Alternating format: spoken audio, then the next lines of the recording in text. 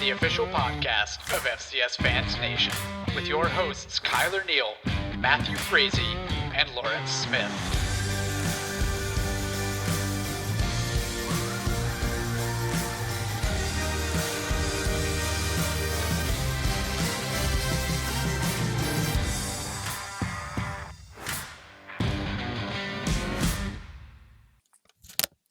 FCS Fans Nation. You just heard the cracking of a Gatorade because it has been a long day, but don't worry, my night is about to get even better because I am joined by two of the best FCS fans on the planet, returning after many weeks, Mr. Jamie Williams from James Madison, and we have a special guest tonight, Jamie. It's Thumper76 on Twitter, Mr. Brendan, the best, one of the best, easily South Dakota State University fans that exist out there for the Jackrabbits, is joining us tonight. He is a big proponent for SDSU. He runs the Jackrabbit Illustrated Podcast. Brendan, we are so thankful to have you on tonight to get a different perspective and take on the FCS Fans Nation podcast. How are you doing this evening, Thumper? How are you, my man? Living the dream every day. Just drove 1,500 miles over the weekend and then drove another 400 or 500 a day for work, so a little wiped out. I don't run the podcast. I'm a part of the podcast. Part of the podcast. Matt Tollefson runs that. He's the GOAT. He signs our checks. Thank you for having me on. Thumper, I have to ask you this, honestly. You just said you drove 1,500 miles over the weekend. Your nickname is Thumper. Mm-hmm. Are you or are you not the Easter Bunny? I mean, come on. You're South Dakota State Jackrabbit fan. Can you confirm or deny this? I can neither confirm nor deny that. I hide things really well, though. It's a talent that I have. It's a gift. Well, my boys enjoyed the candy and the eggs that I think you were throwing around in the yard. So welcome to the podcast tonight, man. You've been a great listener of ours, and obviously we interact on Twitter all the time and on the Facebook pages. But as yourself, Jamie, and I know, and everybody else knows, this podcast is run by FCS Fans Nation, which is a Facebook, Instagram, Twitter page. We use that for a FCS community of folks who just want to get together and talk about our level of football. So this podcast is completely driven by questions from individuals on our page and the discussions they have. So what we're discussing in the week is what we'll discuss right now. And gentlemen, we are going to discuss what everybody won't stop talking about, and it's rightfully so: the spring season, the chaos, and should this chaos continue? Guys, we're going to start it off right away with Garth Rauschenberger. He has a question for all of us, okay? He wants to know who thinks we should finish the season and who think we should quit and start fresh in the fall. Garth's opinion on it is that he thinks they should finish it all the way because all the BS the players have been going through, they deserve to see what happens at the end of the spring season. Gentlemen, I know we may have some differentiating opinions, but let's kick right into it. Brendan, what do you think, my man? I know your kind of opinions from our personal discussions, but let the world know, how are you feeling about this spring season and it finishing all the way through? So we're gonna fight tonight. That's what we're doing. Yeah, let's do it, man. Thanks, Garth. Let's start off like that. No, yep. I'm pretty known. If you follow me on Twitter or podcasts, I've had I ran on that one. I softened a little bit, but I'm still of the opinion that the season will get finished. I think it should get finished. I do weary a little bit of the narrative that gets pushed a little bit. It gets slanted so horrifically negatively. I just saw a tweet from the Reddit FCS about how of the 127 teams that there are in FCS and of the 92 that played, only 70 have games left this season. And then he tweets the context way later. And it's 8 teams opted out. And then there's 14 teams that have either A, finished their season already as planned, or B, won't be able to finish their season because of cancellations and COVID and things like that. So total, out of all that, you've got what? That's 22 by my bad math. So I think there's a lot of merit to finishing. You haven't lost any contenders. These guys have been putting it in, whether they've been playing or not, whether they've had cancellations or not, they're still pushing all the COVID protocols, doing things like that. I know at South Dakota State, the team put in a rule that if they get caught at a bar or at a party by the team, they're suspended for a week. for the season Wow. by the team, not by the coaches. The team. That's the team's rule. That was the captain's rule. That's awesome. And they're all in. And I know there's teams across the country and players across the country that have sacrificed basically from the beginning of your regular fall schedule all the way through Christmas, all the way through now, all the way through the end. And if those teams still want to play and the players want to play, I think we should let them finish. That's my stance on it. But I completely understand the other side of it. Kudos to South Dakota State, by the way. You guys haven't had a COVID positive, I think, in 11 plus weeks. I was corrected by an awesome Jackrabbit fan on the page. I mean, you guys are doing it the right way. So kudos to you for sure. Jamie, do you kind of go down the same line as Thumper there? Do you agree that this thing should finish all the way out? So a few weeks ago, I was wondering, should it? But I always convinced myself, yes, it should. Because think about teams like VMI, East Tennessee State, Rhode Island, Missouri State. These guys have put their blood, sweat, and tears. These are teams that generally are just afterthoughts, and now they're having great seasons. I just can't see cutting it off and saying, sorry, we're done, for teams that have worked so hard. Then you've got teams like the Citadel, who was 0-9, to go pick up a win because they're not going to quit. And some people have strongly called these teams that are opting out quitters. Maybe I won't go quite that far because to a certain degree, once their season's over, I kind of get it, but I don't like it because you're still impacting potentially the playoffs. Think about somebody like Missouri State with the opt-outs with Western Illinois and whoever else. They need those wins. I know the North Dakota was because of COVID, but those teams that are on that bubble, that all of a sudden they get the games ripped out from under them, that's kind of it's tough. But I think we can finish. I think we should keep going as long as the players want to and their coaches want to. Who are we to say stop because some teams have COVID? The Southern Conference, everybody's playing just about until we had a couple of opt-outs. Southland's completed their games. OVC, I think what you're seeing is the Valley's having COVID issues and CAA are having COVID issues. Those are two of your big three, and they're not getting but 1 or 2 games in the week. And that gets a lot of quote-unquote ink. And that's why you're getting a lot of this, maybe they should push out the season down.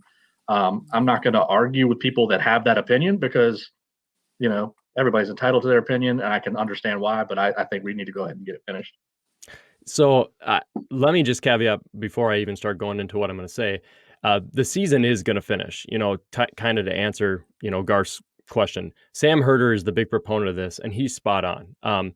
A lot of the stuff Sam tweets kind of goes against how I feel, but I can't deny that he's correct, right? He points out very clearly that all the teams that still have a chance at the playoffs, still have a chance at the title, that are still contending, the ones that are actually going to make the field are the ones that are sticking with it outside of Chattanooga, right? Chattanooga was just, hey, we're 3-0, we're going to bench our starters so the backups play, and then we're just going to be done. That's really the only team. Everybody else, once they have no shot, they're gone. So, which is wise on their part. But the spring season in general for me is, I'm gonna be the devil's advocate here, is really, really frustrating. Exactly what you just said, Jamie. You said, like, if players want to play, if coaches want to play, and that's kind of what it seems like. This is going to be a weird comparison. Trust me. You're about to hear this in your earbuds and you're going to go, what the heck, Matt? But here it goes. I feel like this spring season is like the legalization of marijuana in the United States. Seriously, there is no leadership from the top level or no standard, and everybody can kind of do their own thing in different areas. 17 states legal, federal level won't allow it. You can only use cash, like a bunch of really weird rules where you're kind of breaking the rules, but not really breaking the rules. And now we can just add auto bids. MEAC doesn't have an auto bid. Now the MEAC has an auto bid. To decide the CAA championship, we're going to let the other athletic directors who aren't James Madison and Delaware just pick one at the end. The Valley today is like, well, if we all end in the same record, everybody gets to win the championship. Or I guess I didn't read much into that. Correct me if I'm wrong. I worry about player safety for the fall, and it's not safety for like a COVID reason. It's these guys are going to be worn down. I mean, imagine this is stolen from Bison Illustrated Podcast and Swanee and the boys. Imagine going to your employment every week and you have like a big project due on Friday and you're ready for it, you're prepping for it, and then it just gets pulled out from you, right? I mean, that would really annoy most people. It would wear you down. Now take a student athlete who's prepping for a game, getting ready, watching game film, going to class, maybe doing some sort of part-time work, morning workouts, and suddenly everything gets thrown away from them. Mentally, that's just got to really bring you down. And whoever does make it to these playoffs and the championship, then we're rolling right into training for the fall. I mean, you can be 19, 20 years old. That is going to wear you down. That's a lot of pressure. That's a lot of expectation. I really feel like it has been mismanaged from the top. And that's really what is making me upset. The NCAA has tweeted what, twice? They put out one social media post this whole time. They can't even get an interim on there. Think about the exposure stuff. A lot of people thought that this spring season was going to be some exposure positive for the FCS.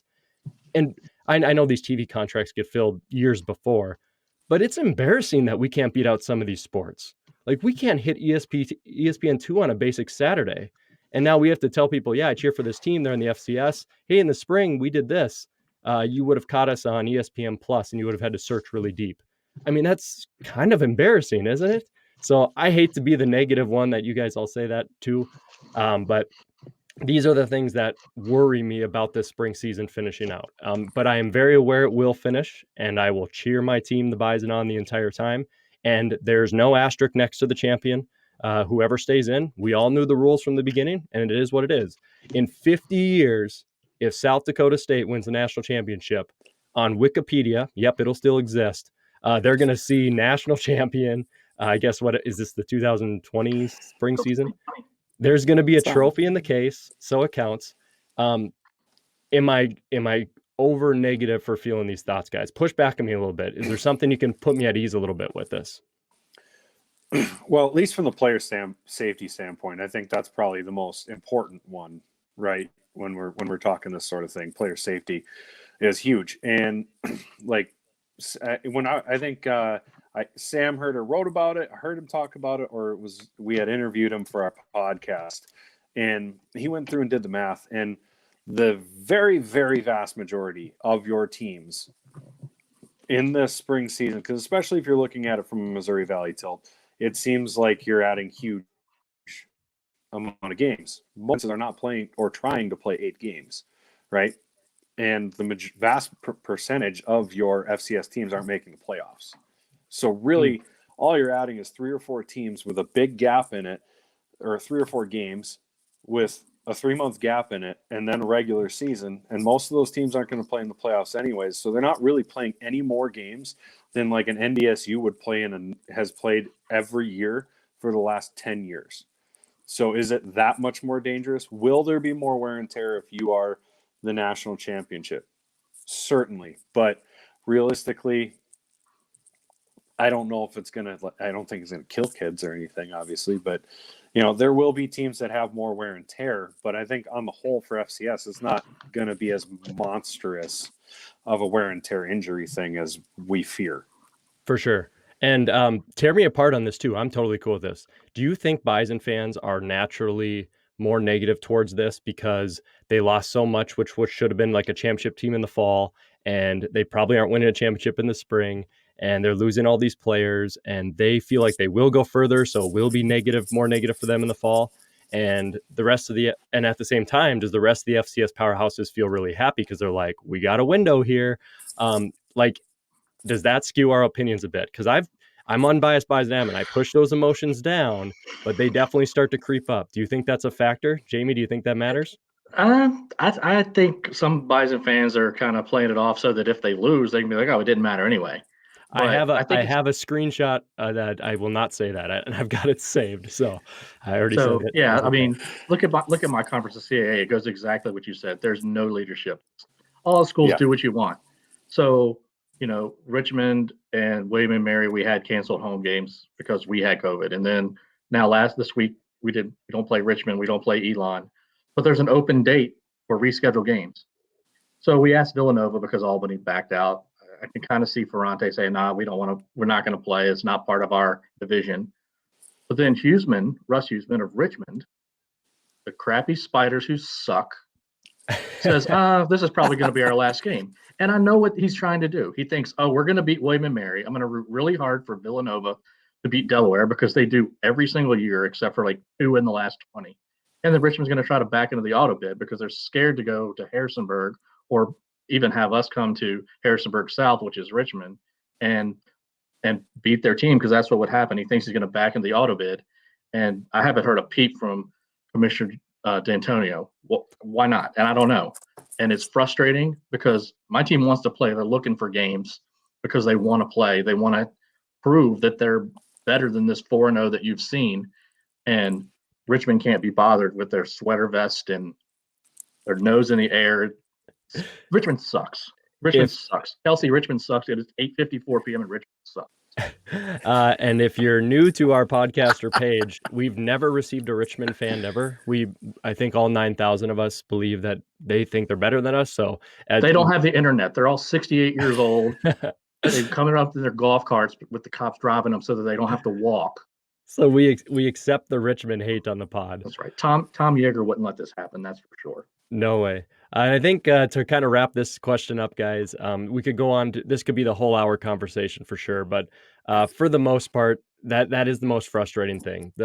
South Dakota State does all the right things and doesn't have protocols for COVID, and they lose on games that are no contest instead of like automatic wins, which they should have got. The CAA just kind of making up rules as we go. The MEAC just adding an auto bid. Well, that was not their call. I don't know who made that call. It doesn't matter. Those are the frustrating things. So we'll see how it plays out, but I guarantee you this season will finish. So, Garth, thanks for letting us get heated and start off the bat. We made it through there fine. And for my mom, my dad, and all our other listeners, there are no drugs in this show. I just used it for a comparison. The reason I want to say that is because Jamie's drinking sweet tea, I'm drinking Gatorade, and Thumper's drinking chocolate milk. So this is the most PG live stream you're going to get. Usually we're pretty wholesome. Lights. Yeah, pretty wholesome. Yeah. All right, guys, let's move into Jacob Martinez, awesome Owls fan on our page. He wants to know the SoCon has been getting a lot of love from the polls, and now the committee, despite going 1-4 of the last 2 playoffs with 4 losses from non-power conferences, is the SoCon actually improved this year, or will they be an easy first round out again? Jamie, I'm going to bounce this one to you, man, for kind of the main points because you've been big on VMI. The SoCon, you've kind of called that conference all spring. So what do you think? Are they an easy out like we've seen the last couple of years, or do they got a shot?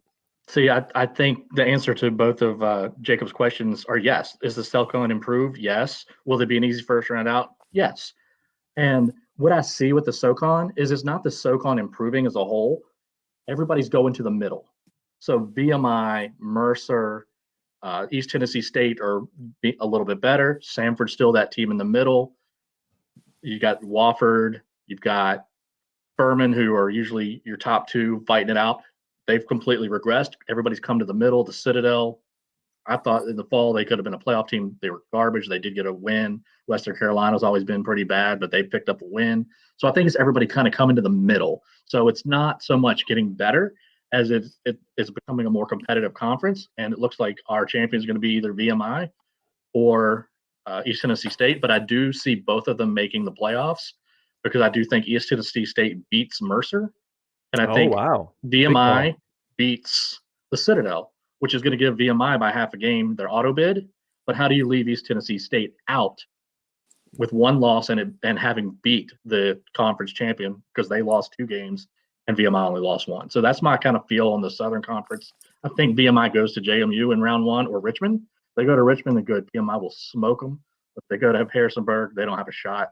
So East Tennessee State probably goes to Jacksonville State or maybe, JMU or something like that. So that's where I see the Southern.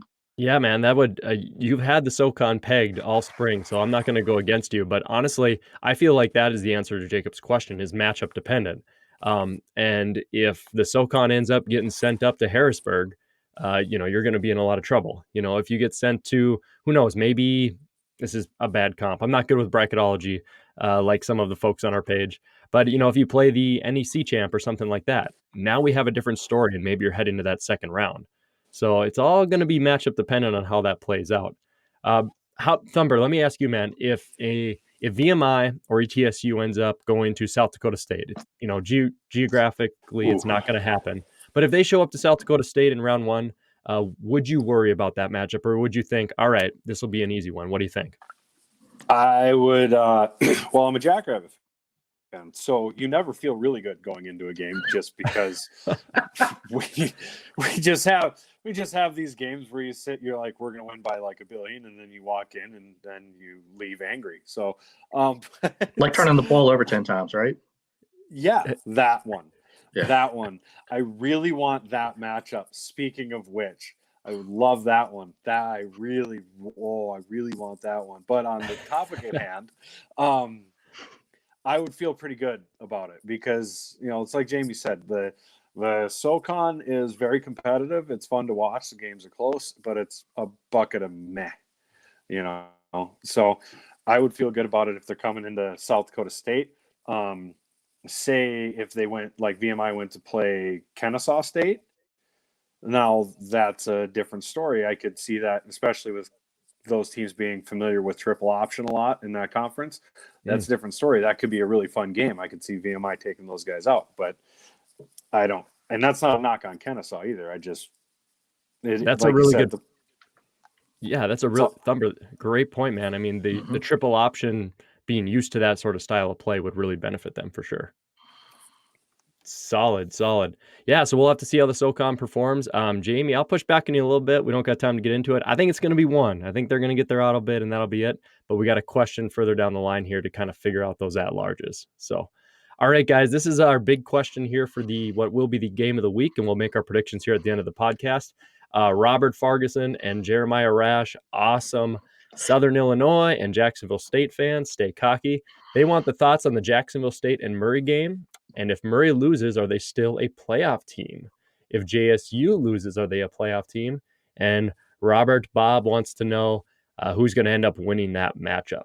So my initial thoughts on that, guys, just right off the bat, and I'll let you guys kind of take it, is I do believe Jacksonville State's going to win. And I think it's really kind of as simple as kind of looking at how Murray State has won their games. If you look at when they went and played SEMO, that's a 3-point win. And then they ended up playing Tennessee Martin at home, and that's a 4-point win. And then you got Tennessee State. They kind of blew them out, but they lost to Austin Peay by 3 points, I know Jacksonville State lost to them too. But let's be honest about that Jacksonville State loss. Jacksonville State had 6 turnovers, correct me if I'm wrong, and they still held Austin Peay to like 26 rushing yards. I think that is the epitome, and then they only lost by 3. 6 turnovers, and they lost by 3. I think that's the epitome of just a trip-up game for Jacksonville State. Despite the fact that it's going to be in Murray, I think Jacksonville State last week coming back, bouncing back mentally, which we've always insulted the Gamecocks for, discipline, and mentally are they tough. And they came back strong. So I'm going to pick the Gamecocks to win. Score, I'll say at the end. So what do you think there? Thumper, what do you got, man? Do you think Murray State pulls it off this year and switches the OVC up? No, not at all. Exactly the reasons you said. You look at the Jacksonville State loss, and that was I don't want to sound like I'm talking bad about Austin Peay, but that was Jacksonville State losing and not Austin Peay winning. When you have that many turnovers, that many penalties, hold the team to that few rushing yards and still lose, you lost that game. You didn't win that game. So I think Jacksonville State wins, and just because of the limited amount of at-larges this year, the OVC better not get a second team in. That's my opinion. Like, they better not. There's going to be riots. I live in Fargo, and I don't want my house burned down. So there'll be riots up there if the OVC got 2 teams in, and heaven forbid if Jacksonville State managed to get seeded out of it. Oh, my Lord. Yeah. Jacksonville State, though, I think if Jacksonville State loses, they probably, because of their fall schedule, are still in. Is that what you're leaning towards, Jamie? So let's play that hypothetical. It's pretty easy, I think. We can all agree on this. If Murray State loses, I don't think they're going to get in. And I think Jacksonville State obviously is the auto bid and the singular one from the OVC. If you guys disagree, throw it at me. But I think here's the real question, Jamie. What happens if Murray State wins the auto bid, correct? And then Jacksonville State now has their awesome fall resume and FBS win. Is Jacksonville State a second OVC team? Are they in or out? What do you think, Jamie? If Murray State wins that game, it's going to really put a really, really tough spot for the committee, because they almost have to give Jacksonville State an at-large, tripping up against Austin Peay, and they both did. So just to cover, if Jacksonville State wins, Murray State's third place. And Austin Peay has not got the resume, so it's just Jacksonville State. But yeah, if Murray State wins, I mean, obviously it depends on what happens around the rest of the country, but they're in a really good position to have an at-large. They've got, like I said, they've got an FBS win, but then look at, they beat Mercer by 7. They beat somebody else by a single score in the fall. So there are a couple of knocks against them. So they're going to be squarely on the bubble. But we'll see after we talk at the end of the podcast whether that's going to be an issue or not. Let me throw something at you guys. I might get these records wrong, so I apologize to the fans if I do. Know that I'm not a genius. Let's say Jacksonville State loses, okay? And I believe JSU right now, let me do a quick click because I want to get right. 4-1 plus, so overall are they 7-1 or 7-2? I think they'd be 8-3 and then 4-2 in conference. Okay, so we'll say they're 8-3. FBS loss, so it's basically like being 8-2. They have an FBS win. They lost to Murray and Austin Peay close. Let's say you got 8-2 Jacksonville State, all right? And let's say Villanova beats Delaware, and you have a one-loss CAA team who only played in the spring, and that's your deciding factor. Are you going to take Jacksonville State, or are you going to take the one-loss, we'll say, Delaware? Who are you going to take?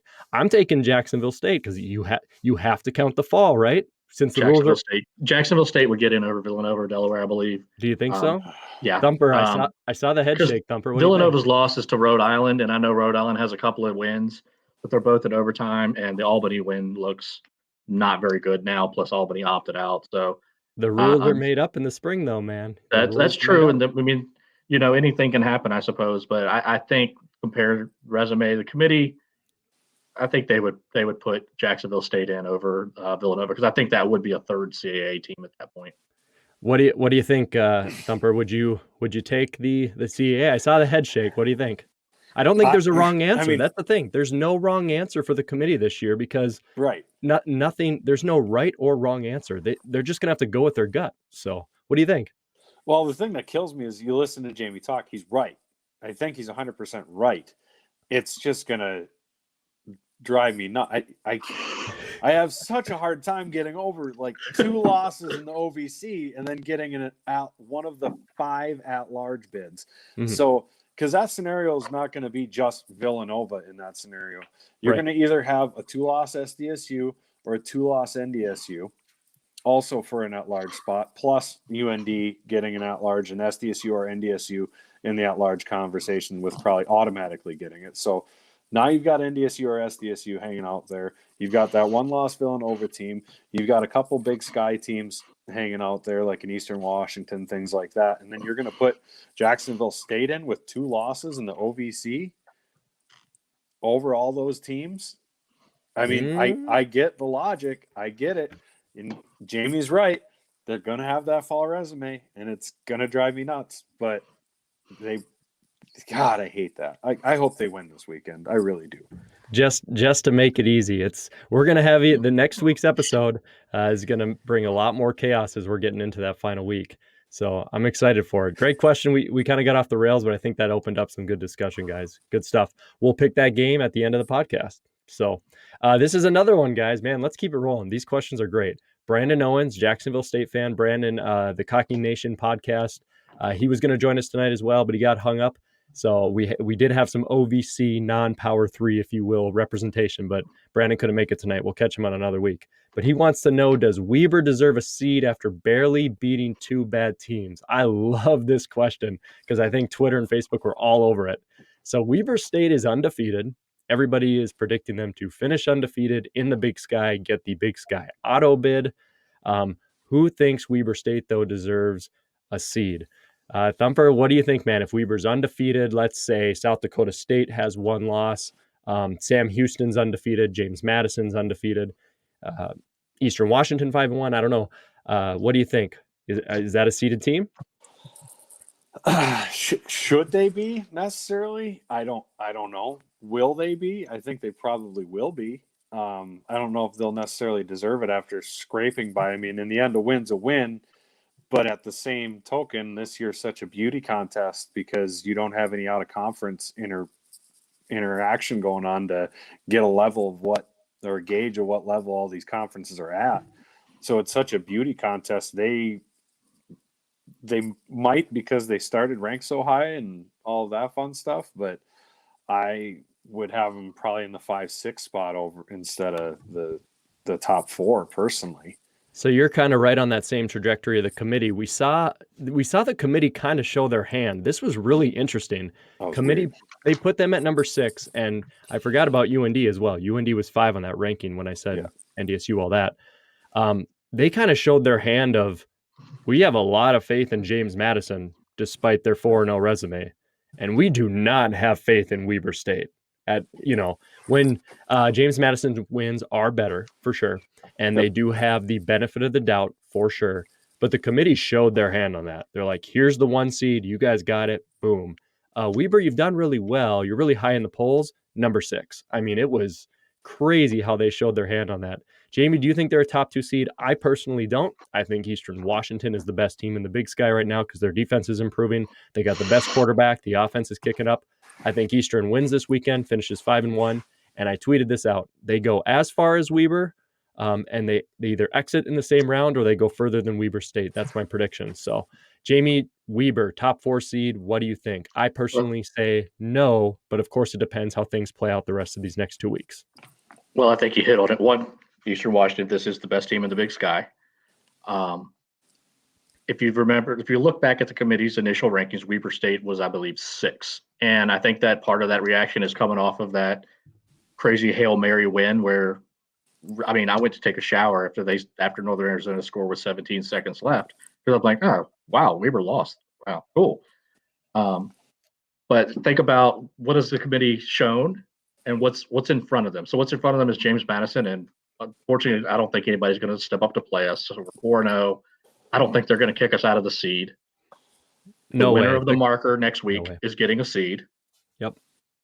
So then, what's next? You had North Dakota, you had Sam, and you have Weber. Well, Sam wins out. There's your other seed. So then you look at it. If Delaware stays undefeated, and Weber's undefeated, and you have Sam at undefeated, who gets those spots? You're right. Me, that's where you're going. And I think maybe 2 of those plus UND. So I think Weber lags behind the rest of those teams on resume and quality of win. I mean, they have a good win with UC Davis, but I know James Madison has a weak schedule, but beating Northern Arizona at the last second and a 3-point win over Southern Utah, who has played everybody close, that don't impress me much either. I didn't even think of that, Jamie. You brought up Delaware. If Delaware wins out, they're undefeated. And I mean, at that point, if the committee loves James Madison, that's great. But so then the committee loves JMU, they put them in there. But you could have 1-loss UND who beat SDSU, and SDSU could beat NDSU, which people are predicting and is looking more likely based off of performance. It's just how you can only pick 4. So I think if all that plays out, especially if SDSU beats NDSU, I don't think Weber's got a shot at that top 2 seed. Nor at this point do I think they deserve it. If they crush Idaho State this week, is that going to change our minds at all? I don't think so. They've already done that. So play it again. So what? Yep, they're on repeat mode at this point. Yeah. So I think we're in agreement there that right now they are not deserving of a seed. But of course, as Sam Herder tweeted out, those seeds from when the committee does their fancy little thing until it actually shows up drastically changes. So we will see how that plays out, gentlemen. Great one here, guys. William Lip. Thumper, I'm going to let you answer this one, man. I'm going to let you take it. William Lip wants to know, with cancellations and rescheduled games, what can we make of the Missouri Valley Conference right now? Hey, man, from South, they hear this stupid Bison fan talking all the time, every week. I'm not even going to mention. Give us your view on the Missouri Valley, the chaos, and just how you see it finishing or what you think about it. The way I see it finishing, well, I mean, you and I got kind of into it a little bit on Twitter about the finishing with UND and Youngstown State. They're here. I think it's going to be a close game. You obviously think it's going to be a blowout. I think realistically, the Missouri Valley has your top 3 teams, and that the marker game is going to decide everything. And I mean, unless North Dakota State ends up playing that game against UNI, that could be interesting because UNI is capable of having really good defense, and they love nothing more than beating North Dakota State to ruin the season. Like, that's why they hung on right now. is the game this weekend if they're able to play it. They are solely out there to beat NDSU. But realistically, I think right now there's the top 3 teams, and how it goes is I think UND is just because of recency bias on how things have gone for them. That SDSU game is going to be kind of forgotten. And if SDSU wins the marker, the shine of the marker, whether UND wins the auto bid or not, the Missouri Valley has a history of the auto bid not mattering. So SDSU will end up with the higher seed than UND, or NDSU is going to win and they're going to be NDSU and be in the top 2 seeds, and SDSU will be on the bubble and lucky to make it in, and UND, as long as they take care of business, is probably in the playoffs. Interesting. So we kind of, as much chaos and strength we've talked about with the Valley, it kind of seems like, once again, North Dakota, South Dakota State, at least within the last decade, that's kind of what we're coming down to. Just a quick outsider's view looking in, Jamie. Just kind of a quick thought on the Missouri Valley. What do you got, man? Yeah, the only thing I really want to say about the Valley, the stuff I've been seeing over the last few weeks, is people have been saying, don't count out Youngstown State from tripping somebody up. They've played a lot better. They've got a run game. Their defense is good. Oh, Thumper, he's calling you out, and I'm all not here for it. Maybe I'm I here am. for it. Call him out, Jamie. Yeah, Call him out. So what I'm going to say about Youngstown is, yeah, they played South Dakota State tight. They played one good game. Give me a break about Youngstown State. And like I always say, their stupid Chili Willy Penguin mascot. They lost to Western Illinois. Can we please stop with Youngstown State and them being a quality opponent, please? Hey, Thumper, I'm going to propose this right now. How's this sound? If you don't have to do anything. Okay. If UND loses to Youngstown State, I'll do a profile picture of your South Dakota State choosing for 2 days. I'm going to throw it out. That is how confident I am. Yeah, that's how confident I am right now on Twitter. Facebook, I don't really use much. Besides FCS Fans Nation. So Twitter, 2 days, South Dakota State cover photo profile picture. That's how confident I am. I do not believe UND loses that game at all. So, but you heard it here. It's official right now. That's a big one to throw down. I mean, that is the weekend after the marker game. You're going to have to wear that. Yeah. You can schedule for wherever you want within 365 days. So after the marker game, whenever you want it. Yeah. Oh, okay. So I can schedule it even. I mean, I feel like you can have something online here to make that fair. See, I think it's such a mismatch of 5-1 versus 1-5. I know you and Jordan Finkston, a good buddy of ours, really believe it goes the other way. We don't want to go too much into our Twitter talk here on the podcast, but we'll just stick with that, my man. You guys have all heard it. Hey, Matt Frazy's doing to South Dakota State. So if UND loses to Youngstown. Cool. I'm sure we'll be discussing that game next week for sure. So, all right, guys, last 2 big ones here, and then we're going to get into some quick hitters. Jamie, this one now to you, because Thumper was kind of our Missouri Valley guy, and it's right back to you since we're going into the CAA. Keel Wilson, awesome man. Met him in Frisco. I say that every week because I hope to meet him again. If Villanova beats Delaware, what would that mean for the playoff picture? Nobody's talking about that. What happens, man? Let's just say hypothetically, Nova wins. What do you got? What happens for the bubble?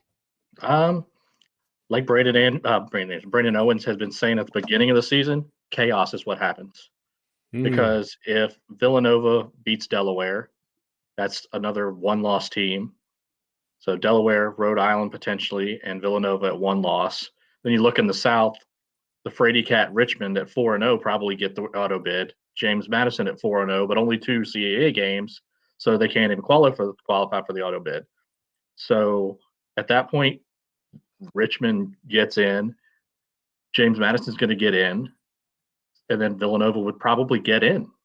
Jeez. And you've got 3 CAA teams. And then even if Murray State wins, then that's how you bump Jacksonville State out, I suppose. Man, that could be complete chaos. I think everyone's just like, Delaware is going to go undefeated. James Madison or Delaware. And then Nova's like, what if we win? Yeah, well, like I said earlier, Villanova usually wins that matchup. If you look back through the history, and I believe Joe Gass pointed it out to me, and I looked it up, Delaware doesn't win that matchup very often. So Battle of the Blue generally goes Villanova. So it'll be an interesting game to watch next weekend. It's going to be one of the last games we see. So it's really going to paint a final picture in the committee's mind. So very interesting. Yeah, I'm glad we had a CAA fan associate here for that question because, man, I could not put all those pieces together if that chaos plays out. So we will have to see what happens, guys. Hey, I'm going to name this podcast, What If This Team Beats This Team? And that's no joke because that's our final big question here, guys. Chris Hammond, Tubbs at the Clubs, normally obviously a admin and host on the show. Busy tonight doing some Big Sky stuff. He says, if Idaho beats Eastern Washington this weekend, what does at-large look like from the Big Sky? I think that completely would eliminate it, right? Do you think a Big Sky team could sneak in there at the end? I don't think that's remotely possible. Brendan, you kind of had some feelings there if two OVC teams got in. Let's say, would you take a 2-loss Big Sky team in that scenario? I don't know. I mean, especially with the chaos that could happen going on in the CAA at the same time, and the Missouri Valley is gonna God, this is gonna be a mess. I mean, what are people gonna be more mad about? The people who get selected or the seeds? But I could see it happening. Sure, yeah, I could see two Big Sky teams getting in because why not? They just made up somebody else getting an auto bid. So let's do a quick rundown of what we can assume will happen for sure, right? Right. Do we assume that if NDSU beats UNI, the loser of SDSU NDSU is probably still in, right? Yes. They're probably in. If they're probably in along with UND. Okay, Mm-hmm. So you got South Dakota State, NDSU, UND. If they beat Youngstown, so 2 at-larges are gone, and then we're down to 3. So do we assume that one other CAA team gets in, right? Delaware or Nova. So yeah, we're up to 3. So that leaves us 2 open spots. So you really, if you're that Big Sky team with 2 losses, you should be praying that Jacksonville State ends up winning because that's probably going to bounce, at least put you up against Murray. And Jamie, you want to point out the SoCon? Well, you got the SoCon with East Tennessee State and VMI. Yep. You better be rooting for Mercer or the Citadel. You want one of those 2 teams to lose. Yep. You want Delaware to beat Villanova because if there's Eastern Washington, Idaho, and UC Davis with 2 losses in the Big Sky, who do you pick? How do you determine? I mean, I think Eastern Washington is the better of those 3 teams, but they would have 2 losses to Idaho. And Idaho tripped up against Idaho State. God bless the committee. I think we said it a lot. Kyle Moats, Missouri State AD, maybe he just puts his own team in, says, screw the Big Sky. Missouri State's going in. We're 4-1 this spring. Don't care about my 2 losses to Central Arkansas. I'll solve that real quick. I don't know. I mean, obviously that's not going to happen, but I don't envy the committee. In that hypothetical, I guess it's technically possible, but are you going to take UC Davis, who will have 3 wins and 2 losses against their 2 quality opponents, Eastern and Weber? Are you going to take Eastern Washington, who I guess beat UC Davis? So I guess UC Davis would elevate them if you still view UC Davis as a good win. And as crazy as it sounds, it's like when people say, well, there's no way this team gets this, or no way this team gets this or that because of this. And then when you actually just like eliminate the teams that have no shot, you get like a batch of 30.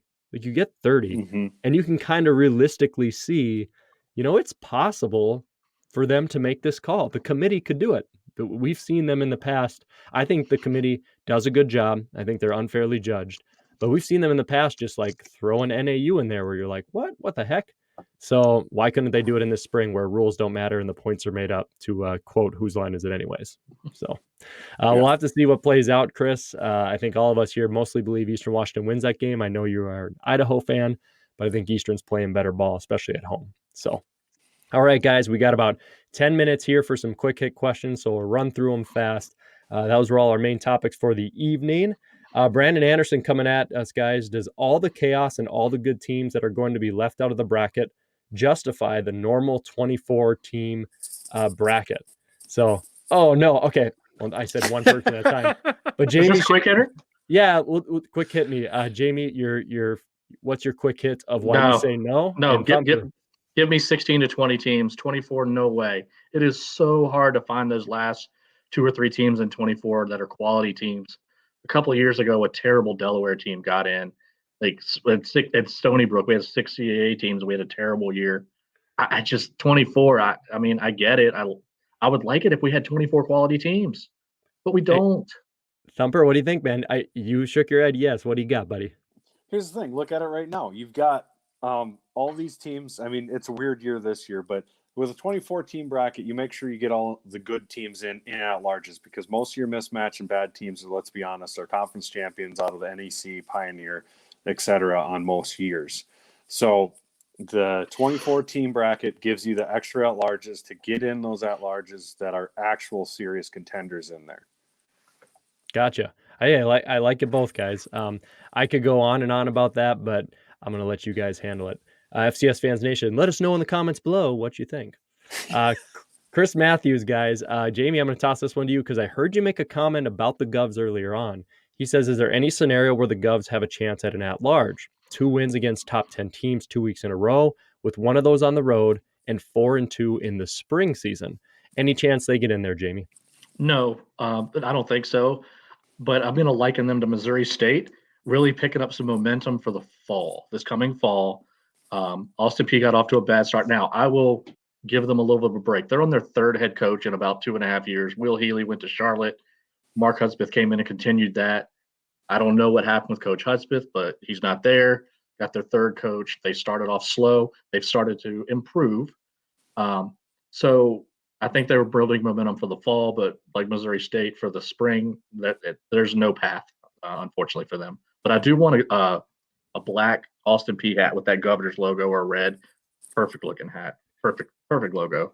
Underrated mascot, really good colors. Thumper, my man, Joshua Hoffman, one of your own, a South Dakota State Jackrabbit fan. Is UNI a trap game for the Bison? Why or why not? Let me know, my man. Not even a little bit. They haven't played for 2-3 weeks now, and that's all they've got to focus on if that's coming up. There's no way it's a trap game. If they'd have played UND right before it, then maybe, but not right now. They hate UNI as much as UNI hates them. Underrated rivalry there. One quick point on that. NDSU does not have trap games. There's a reason they won 30-some straight games, because their coaching staff gets them up for every individual game every single week. There's no trap games for NDSU, period. I like your analogy. Good answers, boys. And then favorites to win the Masters. As you know, we answer every question, whether it's football or not. I'm going with Jordan Spieth. Thumper, looks like you're out for Masters talk. Jamie, do you have a Masters pick here at all? Tommy Fleetwood off the cuff as an outsider, and Dustin Johnson as a favorite. There we go. We'll have to see. Maybe put some money down, make some cash. All right, guys. Joe Gass, as you brought him up there, Jamie, with abnormally weak schedules during the spring season, who is more likely for a first-round surprise exit? James Madison or Weber? My quick hit win on this, guys, is it's Weber because of one reason. Because of geography, James Madison, in my opinion, in the playoffs, they are going to get a much more favorable first-round matchup than Weber State, because the Valley and Big Sky are going to travel all amongst each other, and the Northeast and the VMIs and all them, they're going to head up into the East Coast. Am I wrong in that, Jamie? Nope. Or do you think your Dukes are vulnerable? Nope. The answer is Weber. Look, they've been vulnerable. They've squeaked out wins. We squeaked out one win, and that was we made a quarterback change, scored 14 straight points. Who knows what would happen if we had the same quarterback all game? Our defense is all world. We've allowed 150, less than 150 yards in the second half total for the year. Our defense will carry us past at least the first round and probably at least into the semifinals, and we'll see what happens from there. There we go. Confidence, but I think you're correct. I think Weber, geography mostly, is going to be something that could cause them any trouble, but I don't think they're a first-round exit, despite my downplay of them. Patrick Frakes, guys, any big fish been caught yet this spring? Do we got fishermen on here? I think I've said it before on the podcast. I'm a snowboarder, wakeboarder kind of guy. I can't just sit there. I got to be antsy. Thumper, you ice fishing, man? Regular fishing? I went ice fishing this winter. I'm just starting to get back into it. I used to have a job where I couldn't at all, but I landed a couple decent largemouth bass through the ice, which was kind of fun to do out on Detroit lakes. There you go. DL, nothing better. Jamie, you a fisherman? Oh, I love fishing. Won't catch anything until most likely till I hit the beach in August and get out into the Atlantic Ocean. We're or in the Chesapeake Bay and see what I can pull out of there, but can't wait. Awesome. Fishing. What is the benefit of a top 4 seed in the playoffs this spring, guys? Does the top 4 seed get automatic home field in the first round? And will playoff attendance be increased to the playoffs due to the importance of ticket revenue? Shane Kleber wants to know, a good Nichols fan of ours. To answer your first couple questions, Shane, it's going to be the bidding system. I believe those bids were just submitted, but for the seeds, yes, you will have home field advantage for 1, 2, 3, 4. So if 2 meets 3, 2 gets it. When it comes to the automatic home field, that is in the first round, but it continues throughout as well. And then 25% is what the NCAA has right now for capacity. So teams will not be allowed to set their own stuff since it's an NCAA event. Like right now, NDSU allows 50%, 9,500 in the dome.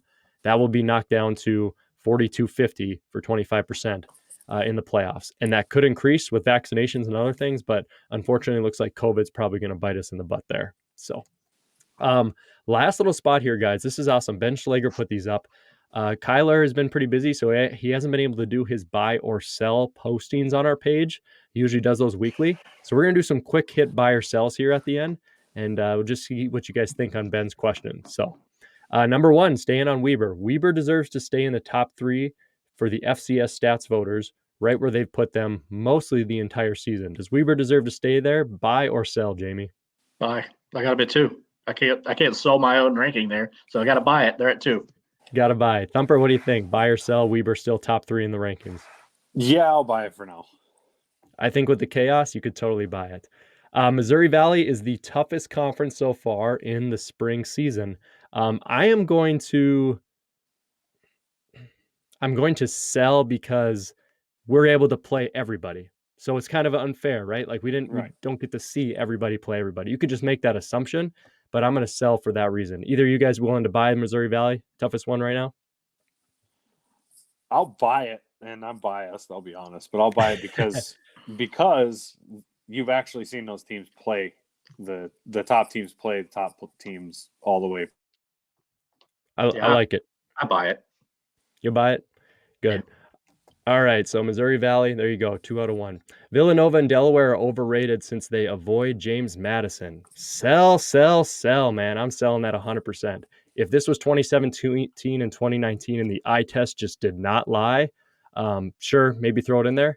But James Madison, there's no reason you can't have a 2018 scenario because of the turnover and, other crazy factors. So I'm going to sell that. Is anybody buying that at all? Are those teams? No. Strong sell there. They both look good.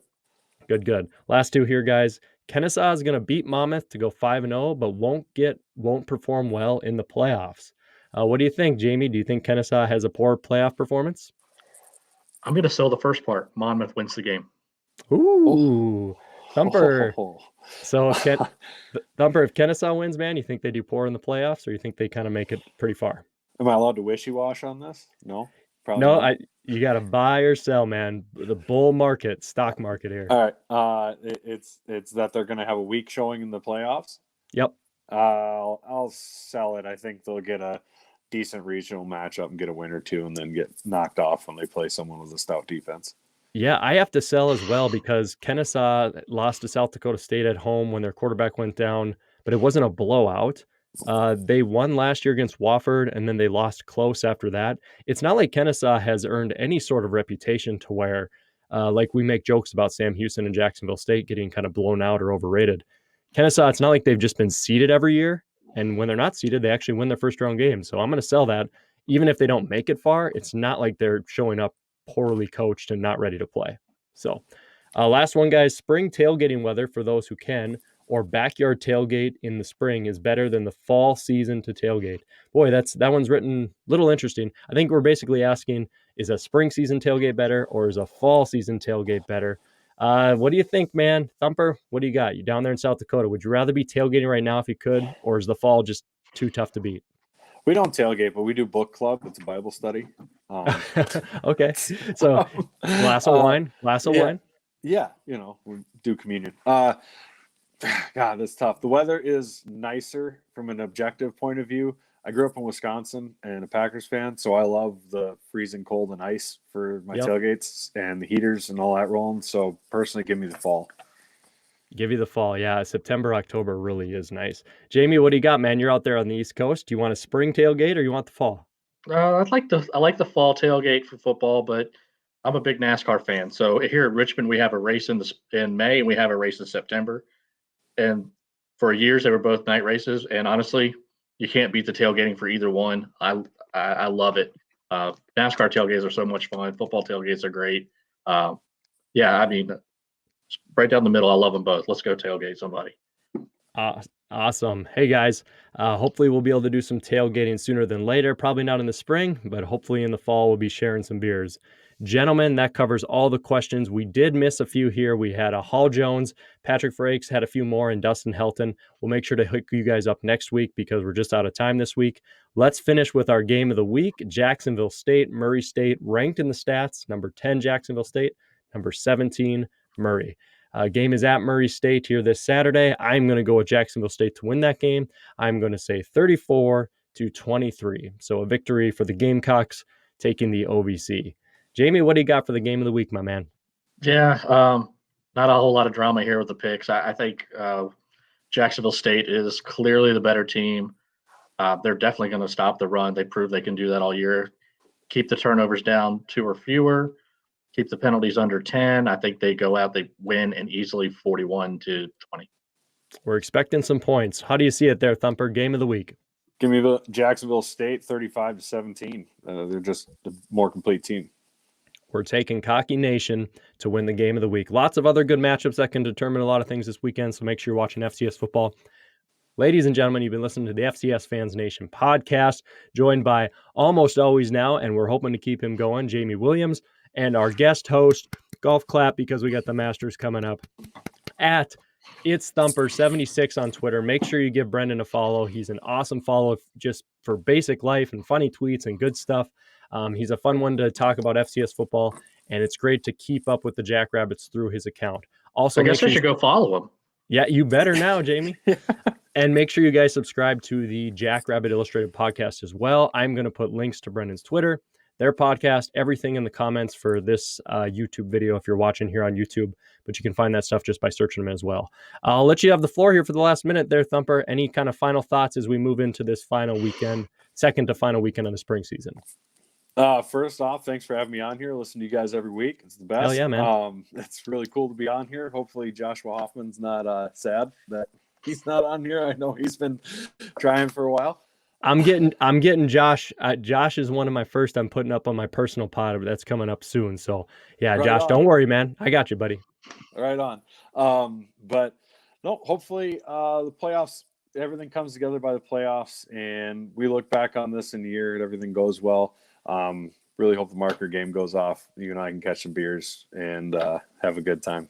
Heck yeah, man. So yeah, every time you see Matt Frazee tweet something negative, go to It's Thumper 76 and see the positive, good outlook, and probably the right one. So overly optimistic. I love it. Hey, that's a good way to live life. Gatorade half full, sweet tea half full, chocolate milk half full. Ladies and gentlemen, thank you for listening to the FCS Fans Nation podcast. Make sure to join our group on Facebook, Twitter, Instagram. Make sure to subscribe and like this podcast if you enjoyed it. Leave us a rating. For now, enjoy the remaining spring chaos, guys. After this weekend, we get into the final doomsday week and spring season playoffs begin. Enjoy your FCS football, and thank you so much for listening, guys. We'll catch you on the next one. Boom. Oh.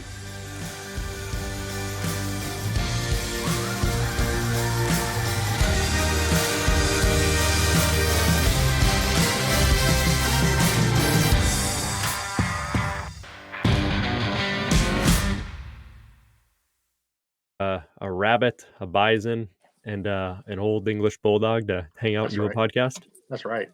Sounds like a bad joke. Yeah, that's going at the end of the video. Yeah, that'll be end of the pod. So, all right, let's see what this Gatorade can do. Check her out.